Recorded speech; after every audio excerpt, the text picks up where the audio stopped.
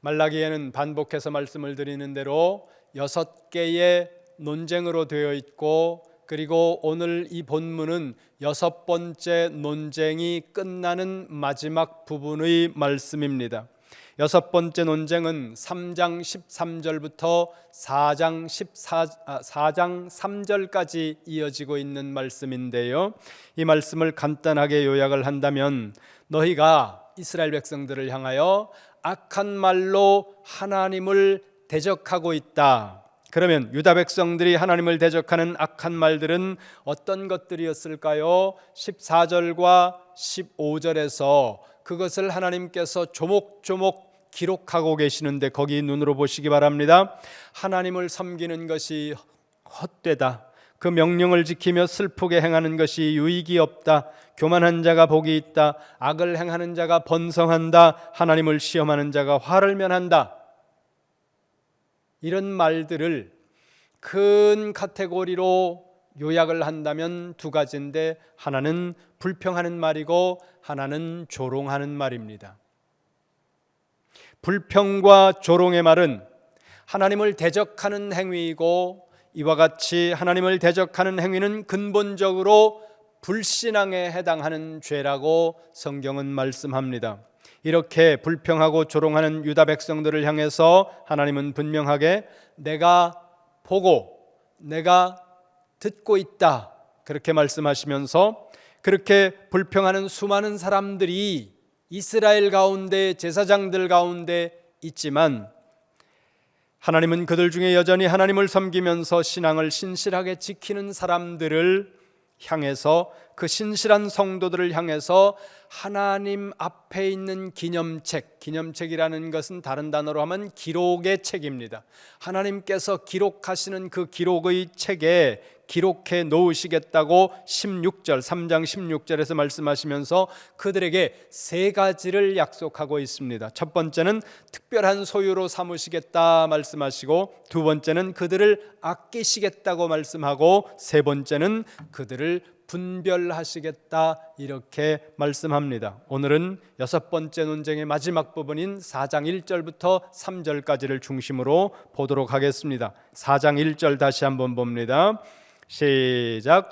만군의 여호와가 이르노라. 보라, 용광로 불같은 날이 이르리니 교만한 자와 악을 행하는 자는 다 지푸라기 같을 것이라. 그 이르는 날에 그들을 살라 그 뿌리와 가지를 남기지 아니할 것이로되. 아멘. 이렇게 시작합니다. 날이 이르리니, 날이 이른다. 여기 다른 말로 하면 그날이 온다, 그런 뜻입니다. The day, 그냥 날이 아니라 그 날, 이렇게 성경에서 말할 때는 아주 많은 경우에 종말의 의미로 그 날이라고 하는, 여호와의 날이라고 하는 단어를 사용하고 있다는 것입니다. 그날, 여호와의 날, 심판의 날을 의미합니다. 하나님께서 심판하시는 마지막 그 심판의 날이 온다는 거죠. 마지막 날이 오고 하나님께서 심판하시는 그 심판의 순간이 온다는 사실을 믿는 믿음, 무슨 믿음입니까? 종말론적인 믿음, 그럽니다. 여러분, 우리에게 이 종말론적인 믿음이 반드시 있어야 됩니다.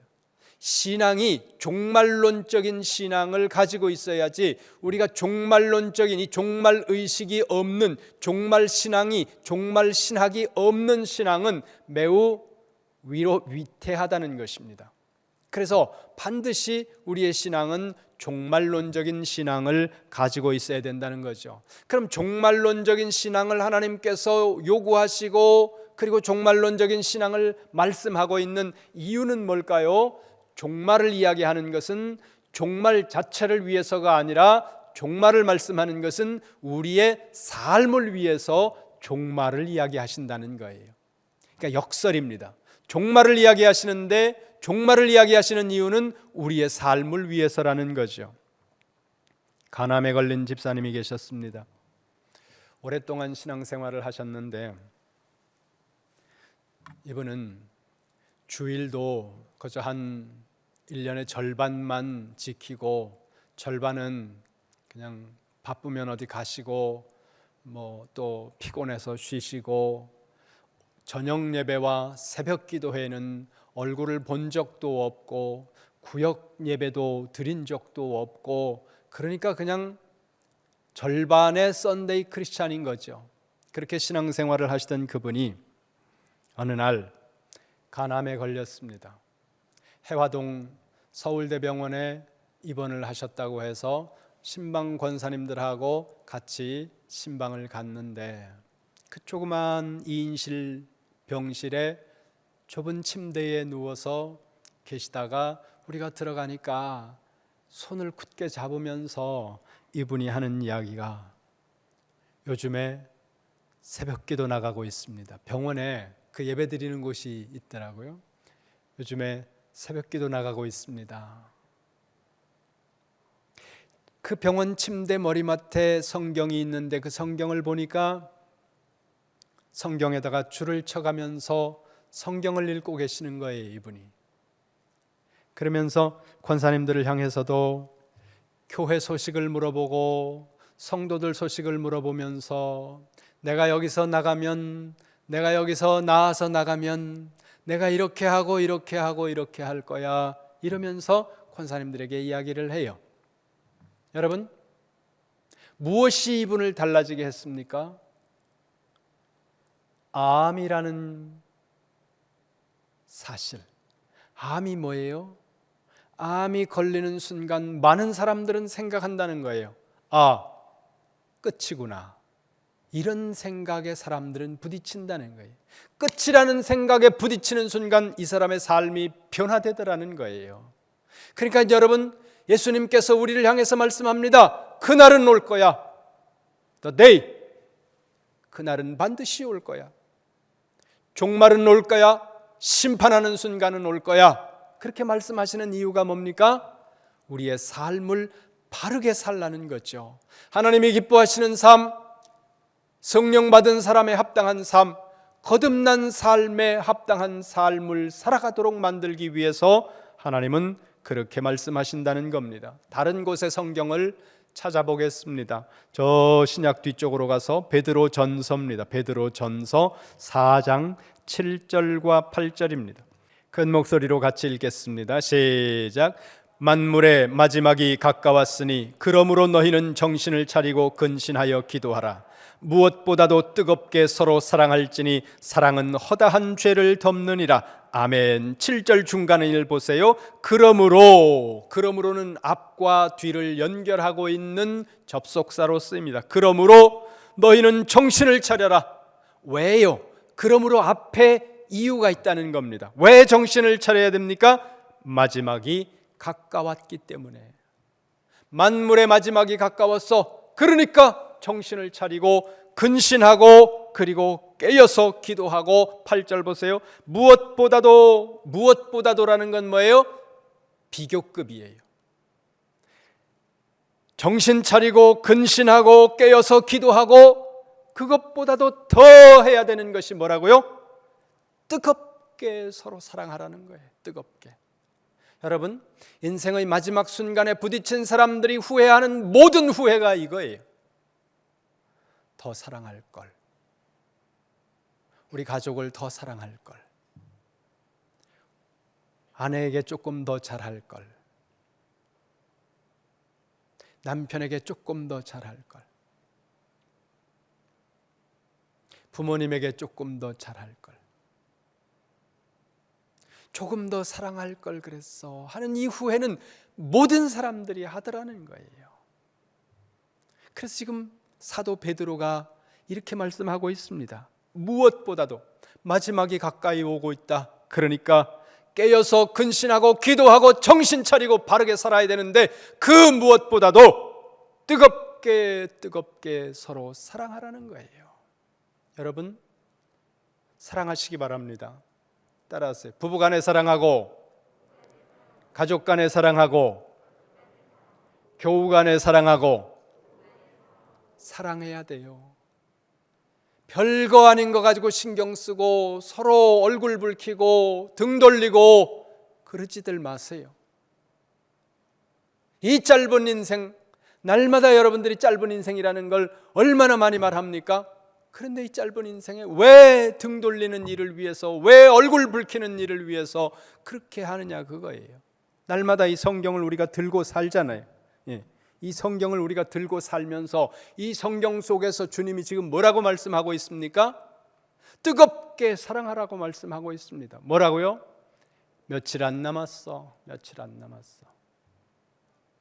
그러면서 맨 뒤를 보세요. 8절 맨 뒤를 보세요. 사랑은 허다한 죄를 덮느니라. Love is blind 그럽니다. Love is blind. 사랑은 장님이라는 거예요. 사랑하면 눈을 감는다는 거예요. 안 보인다는 거예요. 사랑하면. 결혼하고 많은 분들이 결혼 생활을 하면서 갈등하고 다투는 부부들을 보거든요. 근데 많은 분들이요, 저보다 더 결혼 생활을 많이 하신 분들이 여기 계시니까 굳이 설명하지 않아도 아시겠지만, 뭘 가지고 많이 갈등을 하고 다투나 봤더니 연애할 때 그렇게 좋았던 그 부분 때문에 갈등하고 다투더라는 거예요. 아버지가 너무 말씀도 안 하고 그냥 권위만 찾고 집안이 무겁고, 그래서 자기는 다정한 남자를 원했다는 거예요. 얼마나 이 남자가 다정한지 몰라요. 다정한데 자기한테만 다정해야 되는데 온 세상 여자한테 다 다정하고 미치는 거죠. 미치는 거죠. 그래서 내가 그거 몰랐냐고 그러면 알았대요. 근데 왜 결혼했냐? 그땐 그게 좋았대요. 그때도 보였고 지금도 보이는 거예요. 그때 보였는데 그때 왜 그거를 사랑하니까 가려지는 거예요. 눈이 머는 거죠. 여러분, 사랑하면 눈이 멉니다. 자식을 사랑하기 때문에 부모는 자식을 향하여 눈 먼 사람이에요. 여러분, 성도들을 향하여서 눈이 머시기 바랍니다. 여러분, 눈이 안 가려지니까 자꾸 형제의 허물이 보이고 자꾸 교우들의 불편한 부분들이 보이지 않습니까? 왜 그걸 보면서 지적을 하려고 그러세요? 기도하고 하나님 내 눈을 가려주세요. 그렇게 기도해야지. 내가 사랑함으로 그게 안 보여야 되는 거죠. 그래서 아가서에서 솔로몬은 노래하지 않습니까? 사랑함으로 내가 병이 났다. 예수님의 말씀을 들어볼까요? 마태복음 24장 44절입니다. 마태복음 24장 44절. 마태복음 24장과 25장은 종말에 관해서 말씀하고 있는 예수님의 말씀입니다. 마태복음 24장 44절 같이 봅니다. 시작. 이러므로 너희도 준비하고 있으라. 생각지 않은 때에 인자가 오리라. 아멘. 인자가 올 거다. 뭐예요? 종말입니다. 종말이 오는 걸 알고 있는 사람은 어떻게 해야 되는 겁니까? 거기 보세요. 준비하고 있으라. 준비하라는 게 뭘 준비하라는 거예요? 하얀 옷 준비하라는 겁니까? 삶을 준비하라는 거죠. 45절 보세요. 45절 시작. 충성되고 지혜 있는 종이 되어 주인에게 그 집 사람들을 맡아 때를 따라 양식을 나눠줄 자가 누구냐? 아멘. 충성되고 지혜로운 종이 되어야 한다는 거죠. 충성되고 지혜로운 종은 뭐예요? 거기 보세요. 그 집 사람들을 맡아 때를 따라 양식을 나누어주는 자기의 사역, 자기의 사명을, 자기의 역할을 충실하게 감당하는 삶을 이야기하고 있다는 거예요. 다시 베드로후서로 갑니다. 저 뒤쪽으로 베드로후서 3장 7절입니다. 베드로후서 3장 7절 말씀. 베드로후서 3장 7절 시작. 이제 하늘과 땅은 그 동일한 말씀으로 불사르기 위하여 보호하신 바 되어 경건하지 아니한 사람들의 심판과 멸망의 날까지 보존하여 두신 것이니라. 아멘. 종말은 잠시 보존하여 두신, 그러니까 잠시 딜레이 되었을 뿐이라는 거예요. 그럼 그 종말이 오는 것을 아는 사람은 어떻게 해야 될 것인가? 14절 보세요. 14절 같이 봅니다. 시작. 그러므로 사랑하는 자들아, 너희가 이것을 바라보나니 주 앞에서 점도 없고 흠도 없이 평강 가운데서 나타나기를 힘쓰라. 아멘. 점도 없고 흠도 없는 거, 이게 뭘까요? 삶이에요. 삶에 흠없는 삶, 그런 삶을 살도록 해야 된다는 거죠. 근데 많은 사람들이 종말과 관련해서 빠지는 함정이 있습니다. 두 개입니다. 종말과 관련해서 빠지는 두 가지의 함정. 첫째는 뭐예요? 종말이 없다고 생각하는 거예요. 말로는 종말이 있다고 생각하는데 실제는 종말이 없다고 생각하는 거예요.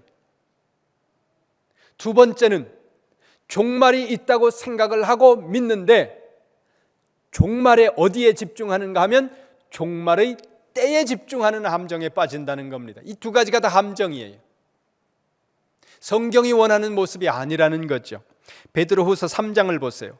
베드로후서 3장 3절 4절 말씀, 그 앞에 조금 전에 본 말씀 3절 4절 보세요. 시작. 먼저 이것을 알지니 말세에 조롱하는 자들이 와서 자기의 정욕을 따라 행하며 조롱하여 이르되 주께서 강림하신다는 약속이 어디 있느냐? 조상들이 잔 후로부터 만물이 처음 창조될 때와 같이 그냥 있다 하니 아멘. 사람들이 뭐라고 말합니까? 거기 보세요. 종말이 없다고 말한다는 거예요. 종말 그러는데 언제 한번 끝이 온 적이 있느냐? 수천 년 역사 동안 수많은 선지자들이, 수많은 하나님의 사람들이 종말을 이야기했는데 한 번이라도 이 지구상에 종말이 왔던 적이 있느냐? 세상이 처음 창조될 때부터 지금까지 그대로 내려오지 않느냐? 종말 없는 거야. 이게 빠지는 함정이라는 겁니다. 왜요? 너무 긴 시간 동안 종말이 오지 않기 때문에 사람들은 함정에 빠지는 거예요. 두 번째는 뭐라고요? 종말의 때에 집착하는 함정에 빠진다는 거예요.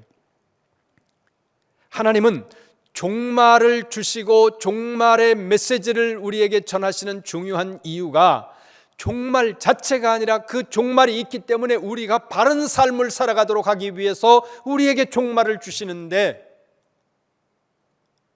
우리는 삶보다 그 종말의 때에 관심을 가지고 언제 주님이 종말의 때에 나타나실까? 언제 주님이 오시는가? 그 시간이 언제인가? 이것만 우리가 자꾸 신경 쓰는 경우들이 있다는 거예요. 여러분, 일단 기본적으로 기억하셔야 되는 것은 종말의 시간을 계산하는 모든 사람들은 바르지 않은 신앙입니다. 계산하려고 하지 마세요. 계산할 수도 없고 해서도 안 되지만 할 수도 없다는 것입니다. 왜요? 성경 보세요. 마태복음 24장 36절입니다. 마태복음 24장 36절. 같이 봅니다. 시작. 그러나 그날과 그때는 아무도 모르나니 하늘의 천사들도 아들도 모르고 오직 아버지만 아시느니라. 아멘. 종말의 때는 아무도 모르게 하신 것, 이것이 하나님의 뜻이에요. 이게 하나님의 작정이라는 겁니다. 아주 명확해요. 보세요. 하늘의 천사들도 아들도 모르고 오직 아버지만 아시느니라. 하나님의 주권 하에 감추어 두셨다는 것입니다. 근데 그걸 자꾸 계산을 하려고 해요. 그럼 뭐 하려 계산을 하나 모르겠어요. 여러분 보세요. 주변에 보세요. 시한부 선고를 받은 사람들이 행복하던가요? 3달밖에 못 사신데 이 선고를 받는 순간 그분들이 춤을 추던가요? 선고가 딱 떨어지는 순간 모든 실존이 다 흔들려 버립니다. 모든 것을 다 거부하려고 든다는 거죠. 사람 심리가. 고통스러운 시간이 옵니다. 하나님께서 감추신 이유가 있습니다. 아무도 모르게 모든 사람들이 알지 못하도록 오직 하나님의 주권 하에만 이 마지막 순간 종말의 때를 감춰 놓으신 하나님의 의도는 우리를 위해서라는 거죠. 우리를 위해서. 그런데 그 날짜에 그렇게 집착을 합니다. 의미 없는 일이에요. 불가능한 일이고 의미 없는 일입니다. 종말과 관련해서는 3가지만 기억하시기 바랍니다. 첫 번째는 종말을 주신 이유는 우리의 삶을 위해서 주셨다는 거예요. 종말이 목적이 아니라 우리의 삶이라는 거예요. 두 번째는 종말이 없다는 것은 하나님을 조롱하는 행동이고, 그리고 종말의 때에 집착하는 것은 하나님의 주권에 도전하는 불신앙적인 행동이라는 것입니다. 이것을 기억하시고 이제 다시 오늘 본문으로 들어갑니다. 4장 1절 말라기 4장 1절 다시 한번 봅니다. 말라기 4장 1절 시작. 만군의 여호와가 이르노라 보라 용광로 불같은 날이 이르리니 교만한 자와 악을 행하는 자는 다 지푸라기 같을 것이라. 그 이르는 날에 그들을 살라 그 뿌리와 가지를 남기지 아니할 것이로되. 아멘. 눈으로 보세요. 하나님이 말씀하세요. 보라 용광로 불같은 날이 온다. 종말의 날이, 심판의 날이 뭐라고 비유되고 있습니까? 용광로 불같은 날, 모든 것을 다 살라서 녹여버리고 사라지게 만드는 엄청난 용광로 불같은 그 날이 오면, 거기 보세요. 교만한 자와 악을 행하는 자는 다 지푸라기 같을 것이다. 다 불타서 먼지처럼 재처럼 사라진다는 거예요. 누가? 악한 자들의 최후가 그렇다는 겁니다. 교만한 자들의 최후가 이렇다는 거예요. 이것이 하나님께서 말씀하시는 악한 자의 결말입니다. 악한 자의 끝이라는 거예요.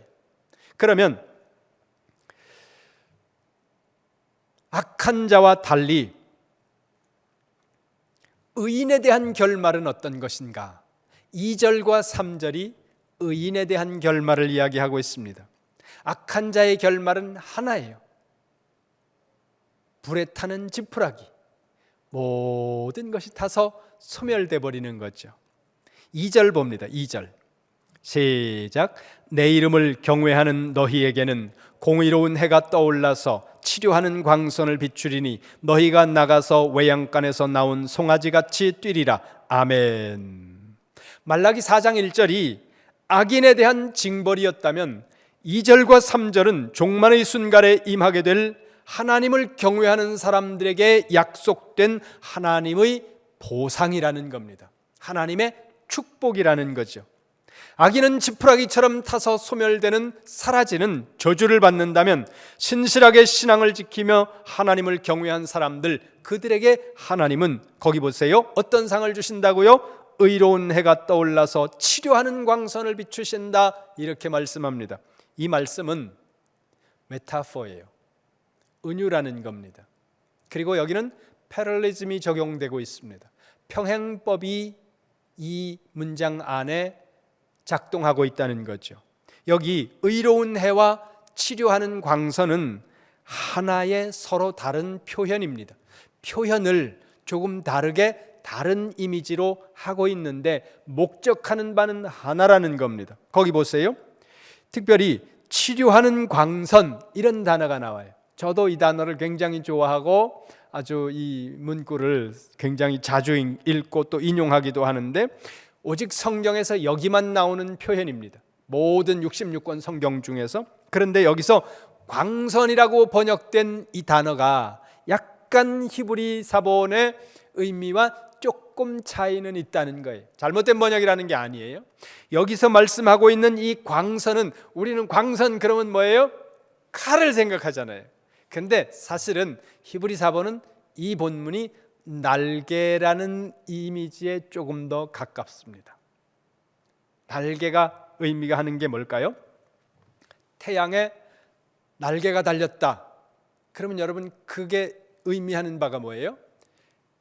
빛이 쫙 날아가는 것을 사람들 머릿속에 그림으로 그려주기 위해서 이 단어를 쓰는 거예요. 이걸 우리는 빛이 쫙, 그러니까 날개가 있어서 빛이 나가나 광선처럼 이렇게 쫙 나가나 똑같은 거예요. 그러니까 이 번역이, 내가 봤을 때는 우리 한글 번역이 우리 마음에는 더 확 와닿고 좋습니다. 왜냐하면 뭔가 세 보이잖아요. 날개가 있는 것보다 광선이 훨씬 더 강력한 이미지를 주지 않습니까? 어찌됐든 그 의미라는 거예요. 의로운 사람에게는 하나님의 은혜의 해, 치료의 은혜가, 하나님의 축복이 쫙 태양빛과 같이 날개가 달린, 그리고 앞을 향해서 쫙 비추는 빛과 같이 하나님의 빛이 그들을 향해서 쭉 이렇게 나가시겠다고 약속하고 있다는 거죠. 이건 무엇을 의미하는 걸까요? 신실한 성도, 하나님을 경외하면서 구원받은 신실한 성도들을 구원하시고 회복시키시고 축복하시겠다는 하나님의 약속이라는 것입니다. 그러면 그렇게 회복된 결과가 뭔가? 오늘 본문에 그 회복된 결과를 말씀하고 있습니다. 두 가지를 보는데요. 첫째는 외양간에서 나온 송아지같이 뛴다는 겁니다. 이게 결과라는 거예요. 어떤 결과요?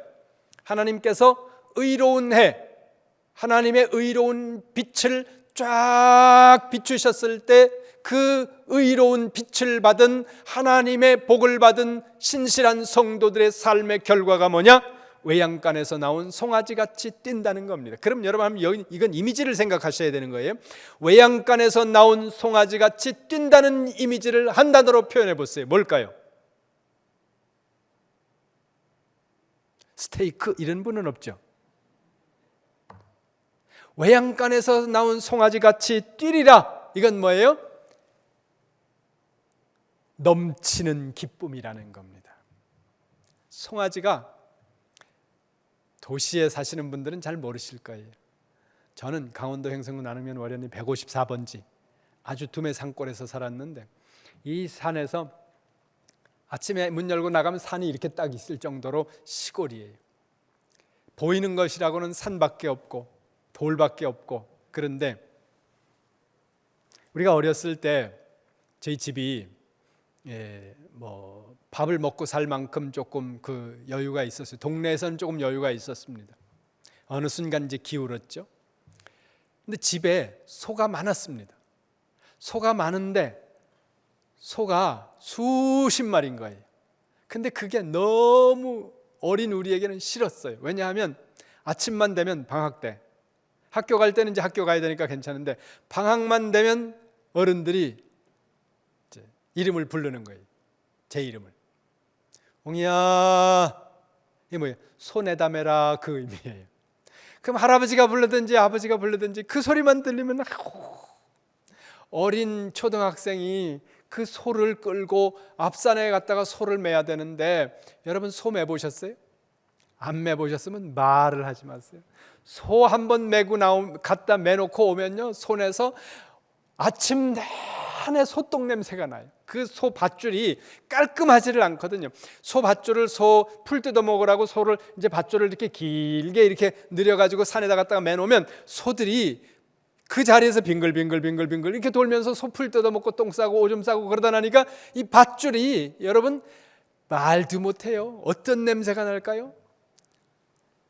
아주 소똥 냄새가 진동을 하는데, 이걸 이렇게 잡고 그리고 내다 메고 들어오면 하루 종일 손에서 냄새가 나는 것 같아요. 그걸 하기 싫은 거예요, 어린애가. 근데 어른들이 부르니까 이제 해야죠. 그리고 손에다 매라 그러면 아침에 소 외양간에 이제 문을 이렇게 열면 제일 먼저 뛰어나오는 놈이 송아지예요. 송아지는, 어린 송아지는 아직 이 코를 안 뚫었고 줄을 안 매놨기 때문에 얘가 문을 열면 그 안에서 갇혀 있다가 나와가지고 공충공충 뛰는 거예요. 왜? 밤새도록 답답하게 갇혀 있다가 이제 아침에 나오니까 얼마나 기쁩니까? 그걸 지금 이 상상하면서 이 본문을 보세요. 지금 그 이미지를 오늘 여기 말라기 선지자가 채용하고 있는 거예요.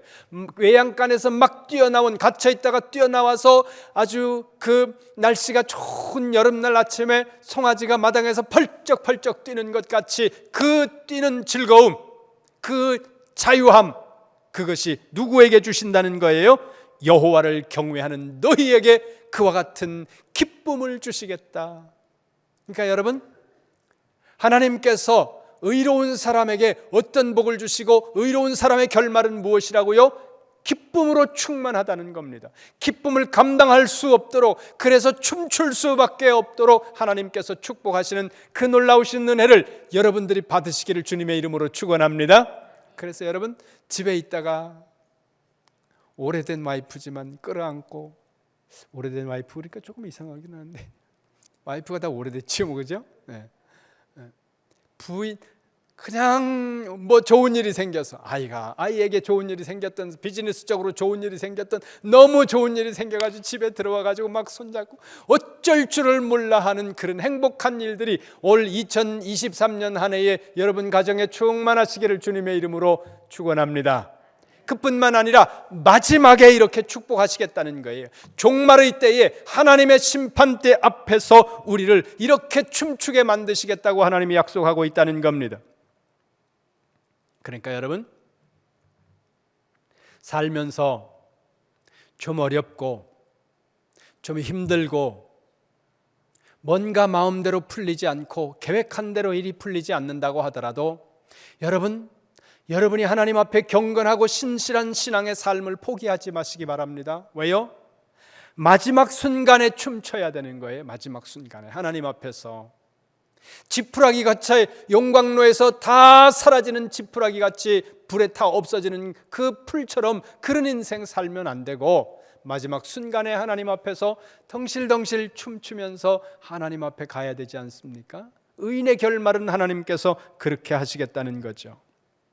그래서 우리가 무엇을 바라보아야 됩니까? 이 종말을 바라볼 수 있어야지 오늘 우리가 다소 힘들고 오늘 우리가 다소 고단한 삶을 산다고 하더라도 그걸 바라보면 우리가 오늘을 힘있게 갈 수 있고 오늘 어려움 가운데서도 불평에 빠지는 것이 아니라 노래하면서 감사하면서 지금 오늘 우리에게 주어진 이 길들을 갈 수 있다는 거예요.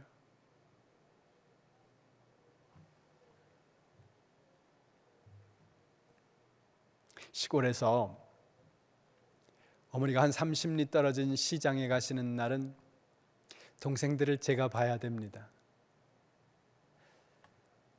아버지는 멀리 일을 하러 가시고 어머니가 시장에 가시면 저녁 늦게 돌아오시거든요. 왕복 60리, 70리 이렇게 되는 거리를 무거운 짐을 옥수수든 콩이든 이걸 이고 가서 팔아가지고 그걸로 또 뭘 사가지고 이고 와야 되니까. 근데 엄마를 기다리다가 점심때쯤 지나서 뉘엿뉘엿 해가 질 때쯤이면 배가 고파요. 동생들도 배가 고프다 그러면 엄마가 쪄놓은 고구마나 아니면 감자 같은 걸 이런 걸 내가 구워주기도 하고 그러면서 동생들한테 먹이는 거죠. 그걸 굽거나 먹을 게 있으면 제가 제 동생들한테 많이 먹였어요. 왜냐하면 장에 가신 엄마가 돌아오실 때 꼭 안흥-찐빵을 사가지고 오시는데 그걸 많이 먹으려면 동생들을 많이 먹여놔야 되거든요. 그러니까 이게 종말론적인 믿음이 난 어렸을 때부터 있었던 거예요. 어머니가 그 안흥-찐빵이 제 어렸을 때도 있었거든요. 지금 그 찐빵 마을 있잖아요. 그 안흥-찐빵을 사가지고 신문지에다 이렇게 싸서 그거를 이렇게 싸가지고 오면 그거를 간혹 가다가 집에서 식었죠. 그걸 먹으면 시골에서 그게 그렇게 맛있었어요. 근데 어머니가 시장에서 돌아올 땐 그걸 사가지고 온다는 거는 그래도 저는 조금 그래도 나이가 동생들보다 많으니까 이걸 알거든요. 그러니까 고구마나 감자를 많이 먹으면 빵을 많이 못 먹을 거라는 걸 아니까 참는 거예요. 이게 배고파도. 그리고 동생들한테 먹이는 거예요. 자꾸. 얘네들은 오빠가 왜 오늘 이걸 우리를 많이 주지? 평소에는 안 그랬는데. 그래서 자꾸 받아 먹는 거죠. 마지막에 하나님 나라에서 하나님이 우리를 위해서 예비하신 상급이 있고 하나님께서 우리에게 주신 그 감당할 수 없는 춤추게 하시는 기쁨이 우리를 위해서 예비하셨다는 사실을 우리가 영적인 눈으로 바라본다면 오늘 고단하고 오늘 힘들고 오늘 좀 속상한 일들이 있다고 하더라도 경건한 삶을, 신실한 삶을 우리가 포기하지 않고 깨어서 기도하고 그리고 더 힘써 사랑하는 삶을 살 우리가 준비가 돼 있다는 거예요. 근데 그걸 못 바라보면 오늘 있는 것만 바라보면 성도로서 살아가는 삶에 실패한다는 거죠. 그래서 우리에게 뭐가 필요한 거예요? 종말론적인 신앙이 필요한 것입니다. 두 번째는 의인에게 약속하신 두 번째 그 의로운 해가 떠올라서 쫙 치료하는 광선을 비추신 결과 두 번째 결과가 무엇이냐 하면 악인을 밝게 하신다는 겁니다. 3절을 보시기 바랍니다. 말라기 4장 3절입니다. 함께 봅니다. 시작. 또 너희가 악인을 밟을 것이니 그들이 내가 정한 날에 너희 발바닥 밑에 재와 같으리라. 만군의 여호와의 말이니라. 아멘. 너희가 악인을 밟는다. 그 악인들이 너희 발바닥 밑에 재와 같을 것이다. 무엇을 말씀하는 거예요? 최후의 승리를 말씀하는 겁니다. 하나님은 우리에게 최후의 승리를 보장하시고 약속하셨습니다. 이 약속을 믿는 믿음이 뭐예요? 종말론적인 신앙이라는 거죠. 독일 속담이라 그래요. 저는 그냥 책에서 읽었는데 그 책에 독일 속담이라고 써놨더라고요. 마지막에 웃는 사람이 진정한 웃는 사람이다. 근데 이건 꼭 독일 속담이 아니어도 다 아는 얘기 같아요. 마지막에 웃는 사람이 정말로 웃는 사람이다. 어렸을 때 공부 잘하던 친구가 있었습니다. 중학교도 공부를 잘했고 고등학교도 공부를 잘했고, 그래서 누가 봐도 이 아이는 이 시골에서 보기 드문 탁월한 애고, 그리고 서울대는 따놓은 당상이다, 이런 얘기가 들 정도로 공부를 잘하는 학생이었는데, 시험 보는 날 장염에 걸려서 설사가 멈추지를 않는 거죠. 그래서 시험을 보다가 이 학생이 시험을 망쳐버렸습니다. 서울대는커녕 서울에 있는 대학도 못 갈 정도로 시험을 망쳐버리니까 이 학생이 너무나 그만 절망을 하고 낙심을 해버린 거죠. 그리고는 그 절망과 낙심 가운데서 그걸 이기지 못하고 친구들하고 어울려서 술집에 나가서 마시지도 못하고 배우지도 못한 그 술을 잔뜩 먹고 그 울분을 이기지 못해가지고, 그러다가 누가 옆에서 시비를 걸어오는데 그 사람하고 싸움이 붙었는데 상대방이 그만 어떻게 해가지고 죽어버렸어요. 그리고는 감옥에 갔습니다. 그렇게 그의 인생이 끝나버렸습니다. 6년 7년 동안 모든 사람들이 봤을 때 넌 최소한 군수는 간다, 서울대다, 이렇게 다 사람들이 촉망했는데 마지막에 감옥 가는 쓸쓸한 인생이 돼버렸다는 거죠. 끝나버리는 거예요. 여러분, 마지막이 잘 돼야 됩니다. 이 세상에서 아무리 잘 먹고 잘 산다고 하더라도 마지막 하나님 앞에서 우리가 용광로 불에 녹아서 없어지는 지푸라기 같은 인생이 되면 이 땅에서 70년 80년 잘 먹고 잘 살았던 게 의미가 없다는 거예요. 이 땅에서 못 살으라는 얘기가 아닙니다. 이 땅에서 잘 사셔야 돼요. 승리하셔야 됩니다. 여유 있고 부자로 건강하고 잘 사셔야 돼요. 그러나 그것만을 목표로 하시면 안 된다는 거예요. 이 땅에서도 잘 사시고 영원한 하나님의 나라에서도 의로운 해가 떠올라서 오늘 이 2절과 3절과 같은 복을 하나님께서 받는다면 금상첨화겠죠. 그러나 둘 중에 하나를 선택해야 된다면 우리는 그 하나님 나라에서 종말론적으로 승리하는 길을 선택해야 된다는 거예요. 그러나 둘 중에 하나를 선택해야 된다는 룰은 없으니까 이 땅에서도 바르게 잘 살고 하나님 나라에서도 2절과 3절과 같이 복을 받는 성도가 된다면 얼마나 행복하겠습니까? 여러분들은 그러시기를 주님의 이름으로 축원합니다. 여러분, 환경으로 내가 처해 있는 주변의 어떤 조건으로 하나님의 사랑을 평가하고 측정하지 마시기 바랍니다. 지금 우리가 있는 삶이, 이 조건이 내가 신실하게 하나님을 섬겼고 그리고 헌신했음에도 불구하고 내 지금 처해 있는 환경이 좋지 않다는 그 이유만으로 오늘 말라기 시대의 제사장들과 이스라엘 사람들처럼 하나님 앞에 불평하고 하나님을 조롱하는 이 어리석은 언어 가운데 빠지는 이런 위험한 일들이 여러분들에게는 없기를 바랍니다. 왜요? 환경을 가지고 하나님의 사랑을 측정하는 것은 대단히 위험한 일이기 때문입니다. 조건을 가지고 하나님의 사랑과 축복을 판가름하는 것은 그것은 성경적인 것이 아니기 때문이라는 거예요. 월급이 좀 많다, 집이 좀 크다, 더 좋은 차를 타고 다닌다, 아이들이 저 유명한 대학에 갔다, 좋은 일입니다. 그러나 그것이 하나님의 사랑을 판가름하는 기준은 아니라는 거죠. 하나님이 우리를 사랑하신 그 사랑의 기준은 뭐예요? 십자가예요.